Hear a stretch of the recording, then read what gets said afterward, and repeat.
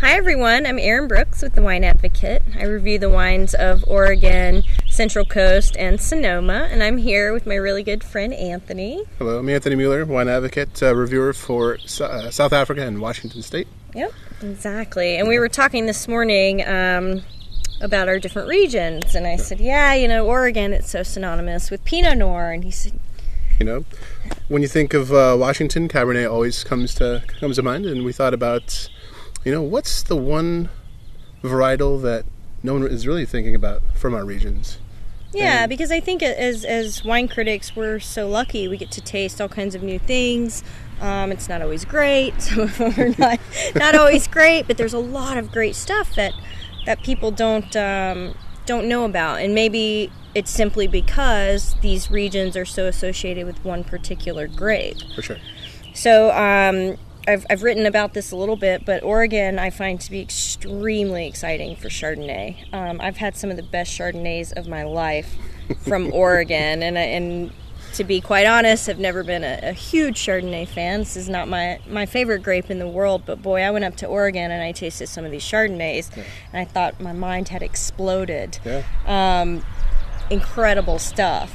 And so you had a similar experience in Washington, right? For sure, yeah. In Washington, a lot of people think Cabernet first, which by far that's really the breadwinner, globally when you look at it. Same with Pinot Noir with Oregon and Willamette Valley, but Syrah is just performing just spectacularly in the eastern portion of Washington, and just stellar stuff. People think of producers like Christophe with his Cayuse wines. He's since kind of broken out and has basically created a bunch of different labels that are really inaccessible. They're highly allocated. Some of these lists go 5, 6, 7 years deep to be on the list just to be able to get the product, and spectacular stuff. Really special stuff. So what are some of the producers that you found making fantastic Chardonnay from Oregon? Yeah, so there's some producers that I think people will obviously know. Bethel Heights comes to mind right away. They've got some really old vines. Irie as well. So these are places that people know about. I'm sure many of you have tasted some of these Chardonnays. There's also some really exciting new projects on the horizon. 00 wines, 00. I'm not exactly sure how you pronounce that, but I tasted these last year for the first time. Christopher Hermann and his wife Kathryn, they're running this winery, and they have a French winemaker who's working with them. They're also making some Corton Charlemagne and some champagne. Yeah. So, and what I find really exciting about the Chardonnay from Oregon is that it's a really singular style. So if you think of Chardonnay, of course I think of Napa right away, right? I go to the oaky, the buttery, the creamy, the big, the super fruity, the tropical. That's one style. Okay, well, and then you think of Chablis, completely different, right? When I think of Chardonnay, I always think Old World, France. Yeah, exactly. So it's a chameleon. So over in where Chablis in France, we've got a completely different style. There's probably less new oak, depending on producer. It's a cooler climate. The wines are, higher in acidity. They're quite clean and crisp in general, especially Chablis. If we're talking about, for sure. And in Oregon, I find this really singular expression. I use the word savory a lot. I'm sure people hate it, but yes, it's quite savory. So when you smell these wines, they have plenty of fruit, because Oregon's sunny. We have plenty of fruit.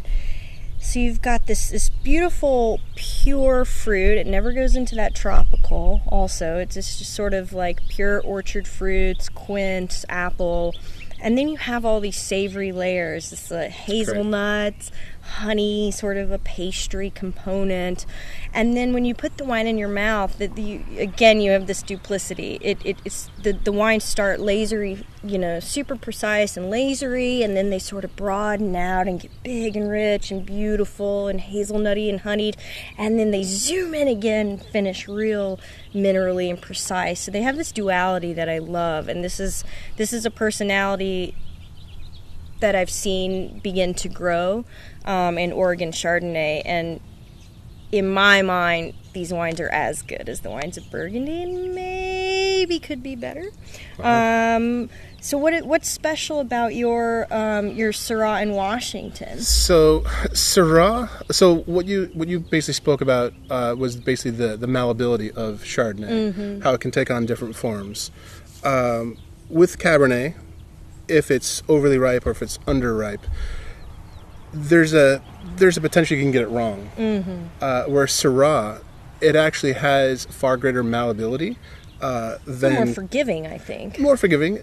You can also make a more generous style and have it be really good. You can also make a more finessed, mineral-driven with good acidity and a more kind of a floral approach. Almost, dare I say, a more feminine approach. Lower alcohol, good acidity that makes it very food-friendly.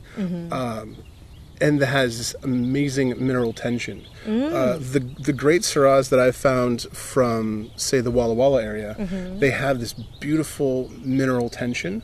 They still have some of those nice, black pepper tones that are very food friendly, but I see this dynamic shift moving away from big, massive, overly generous, hedonistic Syrahs into a more fruit-focused, floral, acid-driven expression that is just remarkable.